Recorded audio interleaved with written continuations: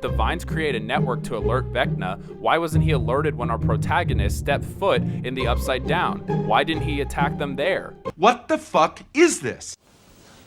I don't know. And why didn't Vecna ever use his mindfuckery attacks again? I guess that's only a season 4 thing. It's hard to take the stakes seriously when the writing is this retarded, but it's also difficult to buy in when not a single character in a huge bloated cast dies in the final battle. Not that I necessarily wanted them to die, but it solidifies the severity of the stakes. Consequences make a story matter, and when 10 plus people defeat a kaiju and a psychic demon on their home turf and blow through on easy mode, it's impossible to make it meaningful. And that brings us to 11's unclear fate. What's the point of leaving it open-ended when there's clear holes in Mike's theory? Maybe that was the point, but how can I tell when the Duffers have failed miserably throughout this season in terms of writing? Let's assume they wanted us to think 11 could be alive. We see the military's frequency devices aimed at our cast, implying 11 couldn't use her powers. Wouldn't she be incapacitated on the ground? Whatever. So if 11 couldn't use her powers, that means 8, who was shot in the stomach, force projected 11 in front of the portal from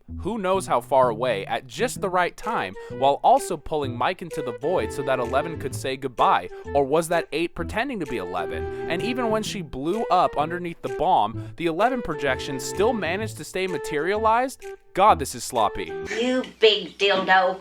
Eat your fucking slop. And since the evidence points to the fact that it was in fact 11's end, why did she feel the need to sacrifice herself? She was able to hide for 5 seasons, but somehow she and Mike couldn't make it work in some cabin in the woods? Why does Hopper seem at peace? He wasn't over Sarah's death the entire show, but 18 months later and he's accepted that 11 is just gone? I can't lie, I did like the final scene with the gang playing one last game of D&D, but I can't help but wonder, was the entire point of elevating Holly to pitch a spin-off show with the next generation of kids?